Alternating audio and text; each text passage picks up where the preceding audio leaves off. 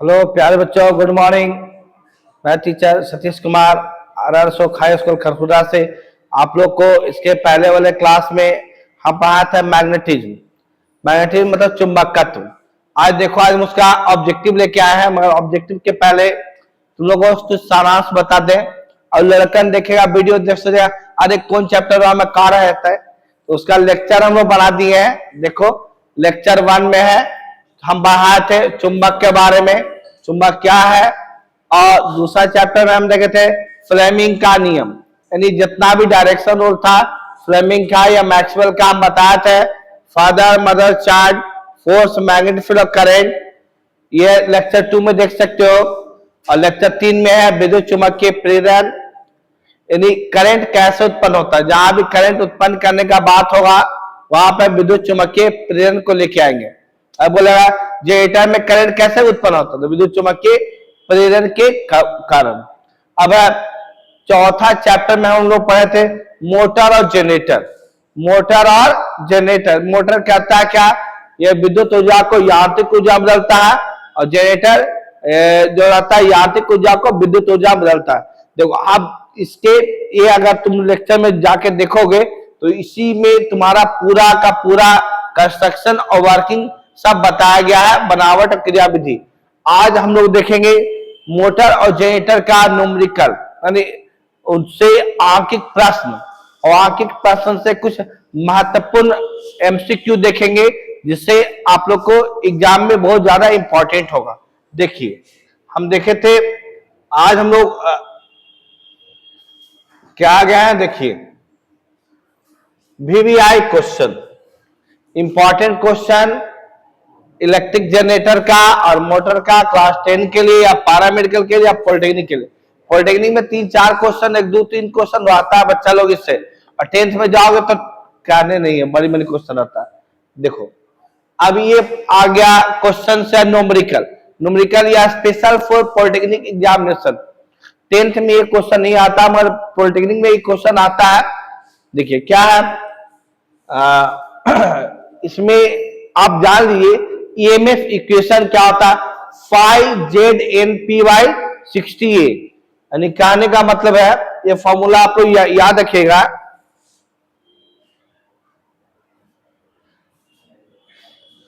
phi/ZN/P/60A EMF बराबर formula होता है। फाई क्या है, फ्लक्स, फ्लक्स का मात्रा क्या होता है, वेबर। Z क्या है, ये आपका कंडक्टर। N क्या है, जो आर्मेचर जो घूमता है फेरा।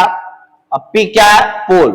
यानी फॉर्मूला क्या हो गया, E जो है EMF है, P है पोल है, फाई क्या है, फ्लक्स है, Z क्या है, चालक की संख्या है, N क्या है, RPM revolution per minute, A क्या है, समानांतर पथ। यानी कहने का मतलब है, अब इतना बता दिया मास्टर, तो याद कैसे होगा, बस याद होगा phi/ZN/P/60A। ठीक है। अब देखो, इससे अब बोलेगा बिना न्यूमेरिकल बनाए हुए फॉर्मूला याद कैसे होगा। आ जाओ न्यूमेरिकल पे। देखो, हाँ ये इंपॉर्टेंट पॉइंट है बच्चा, अगर इसको एक बार देख लोगे आंख खोल के, समझो ये हमेशा याद रहेगा। और एग्जाम में जाओगे बट बस देखोगे क्वेश्चन, आंसर लगाओगे, रख दो गोल गोल गोल, कुछ नहीं, गोल गोल भी रख सकता है, ऐसे भी रहेगा। देखो देखो, इंपॉर्टेंट पॉइंट है, महत्वपूर्ण बिंदु। पहला, जनरेटर किस सिद्धांत पे काम करता है, फैराडे लॉ पे। इसका डायरेक्शन फ्लेमिंग के राइट हैंड रूल पे। कम्यूटेशन, कम्यूटेट का काम करता है। लैप वाइंडिंग, देखो ए जो होता है वाइंडिंग होता है, लैप वाइंडिंग में A बराबर P। अगर कहेगा क्वेश्चन जनरेटर को लैप वाइंडिंग से कनेक्ट है, दो पोल का जनरेटर है तो A भी 2 P भी 2, और EMF phi/ZN/P/60। अब इस फॉर्मूला पे हम लोग न्यूमेरिकल रखेंगे और आराम से बनेगा। देखो, एक 4 पोल का जनरेटर है, यानी P बराबर 4, 500 चालक है, चालक एन Z बराबर क्या, P बराबर 4, 500 चालक है तो Z बराबर 500। पोल कितना है, 0. ये फ्लक्स है 0.02 वेबर, और यहां पे बात है वेव बाइंडिंग में ए बराबर 2, लेकिन लैप बाइंडिंग में ए बराबर पी, तो ए बराबर 2 है, तो फॉर्मूला रख दो 5ZnPy 60A, जेड है 5 है, पी है, एन है 60A, ए यानी 2 यानी आर्मेचर, तो यानी कहने सॉल्व करोगे तो 400 वोल्ट आ जाएगा। बस फॉर्मूला याद रखना है और न्यूमेरिकल बनाना है 5ZnPy 60A। अब यहां पे देखो ई निकाल दिए, अगला क्वेश्चन में कौन निकालेंगे, है ना। अब इसमें क्वेश्चन थोड़ा सा चेंज कर दिए, 4 पोल का जनरेटर है, P बराबर 4, फ्लक्स है कितना 0.02 वेबर, फ्लक्स यानी वेबर, कितना आरपीएम है 1200, इन कितना है 4 है, यानी कहने का मतलब फिर वही फॉर्मूला 5ZnPy 60A। याद रखो लैप बाइंडिंग, एक पहले वाला क्वेश्चन में था वेव बाइंडिंग, तभी लैप बाइंडिंग, वेव बाइंडिंग में ए बराबर 2, लेकिन लैप बाइंडिंग में ए बराबर पी। अब बताओ ए भी कितना 4, पी भी कितना 4, बस दिमाग ही लगाना, बस फॉर्मूला पे सेट करते रहना, कुछ मत याद करना, बस याद रखना 5ZnPy 60A, 4 पोल का जनरेटर, वही बात क्वेश्चन है। देखो कै पोल का जनरेटर है 4 पोल, जेड बराबर कितना 4 पोल का जनरेटर है, पी 4 हो गया, लैप वाइंडिंग है तो ए बराबर पी, तो ए का मान भी 4 हो गया। अभी वोल्टेज तुम्हारा दिया हुआ है 250 वोल्ट, फ्लक्स दिया हुआ है 0.25 वेबर, एन निकालना था 5ZnPy 60A, एन का मान निकाल लोगे, एन बराबर क्या 60AE बाई 5ZP, ए का मान कितना है देखिए 4 है, हाँ, और ई का मान कितना है 250 वोल्ट है, पी है, सब चीज दिया हुआ है, आराम से वैल्यू पुट करोगे आंसर निकल जाएगा। अब देखो यहां से आ गया तुम लोग का क्वेश्चन न्यूमेरिकल के बाद ऑब्जेक्टिव। अगर देखो तुम लोग को लग रहा होगा हार्ड है, अगर एग्जाम रहता तो खाली एग्जाम में काखा पूछ दे, काखा में सब पास कर जाएगा। एग्जाम में तैयारी करोगे, क्वेश्चन हार्ड रहेगा चाहे इजी रहेगा, पढ़ना पड़ेगा, कंपटीशन निकालने के लिए मेहनत करना पड़ेगा, अगर मेहनत करोगे तो कंपटीशन निकल जाएगा, और उसके बाद जब कंपटीशन निकालने के बाद दुनिया बहुत अच्छा दिखता है, ये बात याद रखना। अभी तो खराब है, लेकिन देखो जैसे क्वेश्चन है डीसी जनरेटर, इंपॉर्टेंट है बच्चा, डीसी जनरेटर किस सिद्धांत पे काम करता है, तो ओम के नियम तो होगा नहीं, किरचॉफ लॉ होगा नहीं, लेंज का नियम होगा नहीं, ऑप्शन है फैराडे का नियम। यानी अगर तुमसे ऑब्जेक्टिव नहीं बने तो एक मेथड होता है इलिमिनेशन मेथड। इलिमिनेशन मेथड मतलब काट के कैगो में तुलना कर सकते, तो बताओ लेंज टेन तो किरचॉफ तो नहीं, अगर आएगा तो क्या फैराडे का नियम। अगला डीसी जनरेटर किस ऊर्जा को किस ऊर्जा में बदलता है, जनरेटर मतलब हवा करंट बनना, करंट यानी विद्युत ऊर्जा हो गया, किस ऊर्जा से, तो यांत्रिक ऊर्जा से, है ना, यांत्रिक ऊर्जा को विद्युत ऊर्जा में बदलता है। उसके बाद हम लोग आगे देखें डीसी जनरेटर की ईएमएफ का मान क्या होता है, ईएमएफ हम बताया 5ZnP/60A आ गया, है ना। उसके बाद डीसी जनरेटर में कॉम्यूटेटर, बहुत लड़का लोग समझता है कॉम्यूटेटर क्या करता है। कॉम्यूटेटर जो होता है डीसी जनरेटर में एक तरह का ऐसा यंत्र होता है जो एसी करंट को डीसी करंट में चेंज करता है, यानी वोल्टेज तो बढ़ाएगा नहीं, यानी एसी को डीसी में चेंज करता है कौन, कॉम्यूटेटर। याद रखना करंट कम भी नहीं करता। आगे देखो डीसी जनरेटर का आर्मेचर किसका कार्य करता है, डीसी जनरेटर का आर्मेचर चुंबक का तो करेगा नहीं, किसका, चालक का।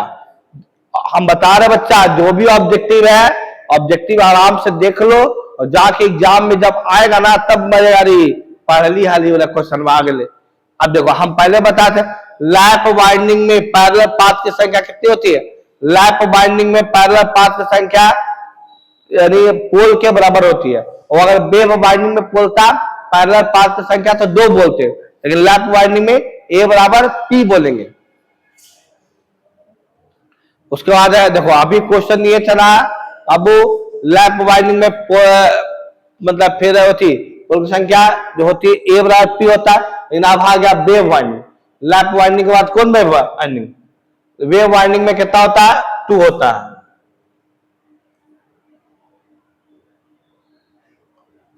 वेव वाइंडिंग में कितना?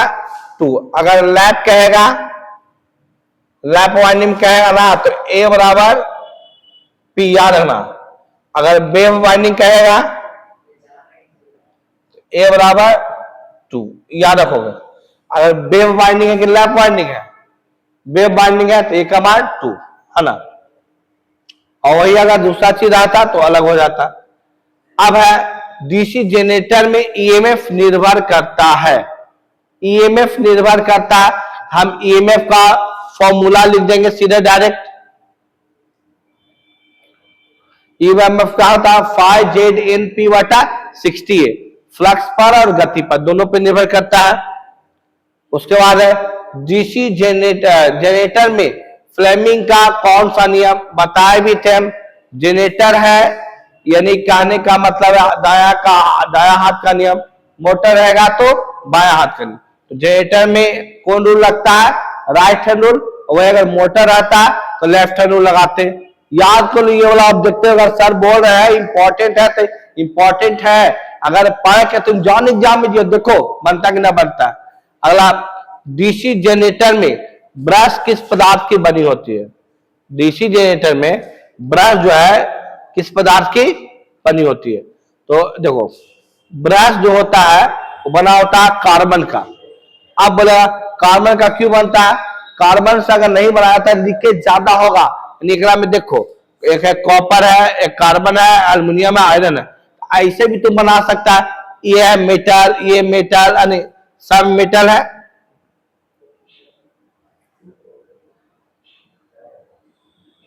ना।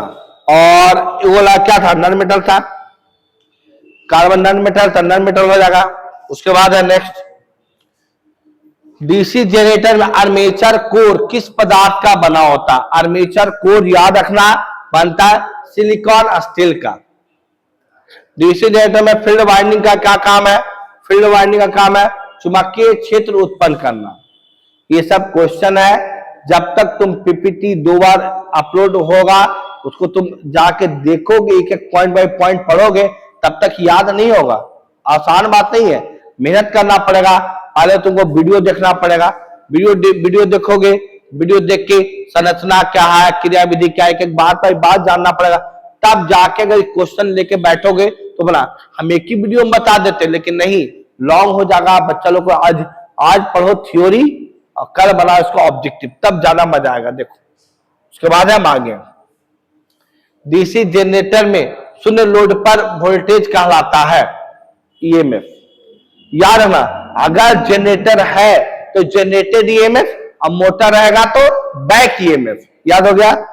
फिर से सुन लो लास्ट बार, generator generated EMF, motor back EMF. देखो दिया हुआ डीसी जनरेटर का योग किसका कार्य करता है? योग मतलब बाहर वाला कभरवा, बाहर वाला कभरवा का काम करता है, सहायता देता है, आर्थिक सहायता। और डीसी जनरेटर में सबसे अधिक लॉस किस प्रकार का होता है? तो कॉपर लॉस। ठीक है। उसके बाद है डीसी जनरेटर में वोल्टेज बिल्डअप के लिए आवश्यक होता है रेसिडुअल मैग्नेटिज्म। डीसी जनरेटर की एफिशिएंसी का सूत्र क्या होता है? Output by input into 100। DC generator में कितनी एफिशिएंसी पूछ देगा? Output by input into 100। अगर मोटर का था वो भी होता, सब ट्रांसफार्मर का था तो भी, उसका भी एफिशिएंसी बराबर फॉर्मूला होता output by input into 100, percentage efficiency. अगर तुम पूछेगा क्षमता भी बोलते एफिशिएंसी को। अब जनरेटर का काम कर लिए। अब क्वेश्चन आएगा मोटर से, मोटर का भी देख लेते हैं। इन बसरते बाबू हम ऑब्जेक्टिव इतना अच्छा से कलेक्शन करके तुम लोगों को देते हैं, अगर तुम आराम पूर्वक ध्यान से पढ़ के अगर तुम केवल बनाना उसका ऑब्जेक्टिव, फिर देखो कितना मजा आता है। अब देखो विद्युत मोटर किस ऊर्जा को किस ऊर्जा में बदलती है? विद्युत मोटर जो है विद्युत मोटर, मोटर से हवा लगता है, हवा लगता है यानी यांत्रिक ऊर्जा। कौन सा ऊर्जा? विद्युत ऊर्जा। विद्युत ऊर्जा को यांत्रिक ऊर्जा में बदलता है कौन? ये मोटर। ठीक है, और एक बात यही समझ लो, यांत्रिक और विद्युत में बदलेगा जनरेटर, अब विद्युत के यांत्रिक में मोटर, और रासायनिक को विद्युत में बोलो घड़ी, सेल। उसमें ऊर्जा को विद्युत ऊर्जा में आगे देखेंगे। अब विद्युत मोटर किस सिद्धांत पर कार्य करती है? विद्युत मोटर जो सिद्धांत पर काम करता है उसका नाम है चुंबकीय क्षेत्र में धारावाही चालकता पर बल लगता है। अगर पूछता जनरेटर किस सिद्धांत पर काम करती है तो हम बोलते हैं विद्युत चुंबकीय प्रेरण, लेकिन यहाँ पे मोटर है तो धारावाही चालकता पे बल लगता है। उस पे धारावाही चालकता पे लगने वाले बल की दिशा किस नियम से ज्ञात कर सकते हैं? मोटर का बात हो रहा है, मोटर का फ्लेमिंग का बायां हाथ का नियम। ठीक है, अब विद्युत मोटर में कम्यूटेटर का मुख्य कार्य क्या है? धारा की दिशा उचित समय पर बदलता है, यानी वही बात है, धारा की दिशा बदलना, एसी को डीसी में करना कम्यूटेटर का। मोटर में विद्युत धारा पहुंचाने का कार्य कौन करता है? ब्रश। ब्रश लगा होता है, ऐसे गोल गोल घूमता है उसी से। ब्रश किसका बना होता है? कार्बन का बना होता है। ठीक है, अगला विद्युत मोटर में घूमने वाला भाग क्या कहलाता है? विद्युत मोटर है या जनरेटर है, दोनों में घूमने वाला भाग जो होता है ना वो कहलाता है ये तुम्हारा रोटर। रोटर यानी क्या? क्या क्वेश्चन? विद्युत मोटर में घूमने वाला भाग, घूमने वाला भाग जो है आर्मेचर। आर्मेचर जो होता ना है, चाहे तुम्हारा जनरेटर है चाहे मोटर है, दोनों में घूमने वाला आर्मेचर कहलाता है। अगर तुम मशीन बनाओगे, ये नॉर्थ पोल है, ये तुम्हारा साउथ पोल है, ये ऐसे जो रहेगा उसको आर्मेचर बोलेंगे। लेकिन ये वाला कहां देखे, लेकिन तुम देखेगा ऐसा गोल रहेगा, ऐसे गोलका जो आता है उसी को आर्मेचर बोलते हैं, वही घूमता है। तो विद्युत मोटर में घूमने वाला भाग क्या है? आर्मेचर। ठीक है ना। अब देखो, विद्युत मोटर में बल उत्पन्न होने के लिए आवश्यक है। विद्युत मोटर में बल कब उत्पन्न होगा? बल उत्पन्न होगा जब धारा जाएगा चुंबकीय। एक फॉर्मूला होता है, फॉर्मूला में होता है F बराबर IL/B sin थीटा। देखो, अगर मोटर का बात हो, एक फॉर्मूला याद रखना तुम लोग, F बराबर क्या? F बराबर IL/B sin थीटा। अगर बोलेगा तुम्हारा कि जनरेटर में बल, जनरेटर जो है किस सिद्धांत में काम करता है? विद्युत चुम्बकीय प्रेरण। मोटर में कैसे बल लगता है? तो उसके लिए I, L और B यानी करंट और मैग्नेटिक फील्ड होगा तभी बल लगेगा, ऐसे बल नहीं लगेगा। उसके बाद हम लोग कहा मोटर में उत्पन्न घूर्ण प्रभाव को क्या कहते हैं? टॉर्क। मोटर जिसके कारण घूमता है उसको हम क्या बोलते हैं? टॉर्क बोलते हैं। मोटर में चुंबकीय क्षेत्र सामान्यतः किससे प्राप्त किया जाता है? चुंबकीय क्षेत्र प्राप्त किया जाता है विद्युत चुंबक से, करंट पास का चुंबक बनेगा। उसके बाद है, अब देखो, अभी तक हमने बताया, इसके पहले वाले क्लास में तो हम लोग देखे थे जनरेटर, उसके बाद देखे थे मोटर। आज के वीडियो में हमने पढ़ाया आप लोग को इससे जुड़े हुए क्वेश्चन के बारे में, न्यूमेरिकल के बारे में, है ना, न्यूमेरिकल के बाद ऑब्जेक्टिव के बारे में। अगर आप लोग ध्यान पूर्वक इस ऑब्जेक्टिव को पढ़िएगा तो आप लोग को पूरा का पूरा कंसेप्ट याद हो जाएगा। अब हम वीडियो यहीं पे समाप्त करते हैं सर।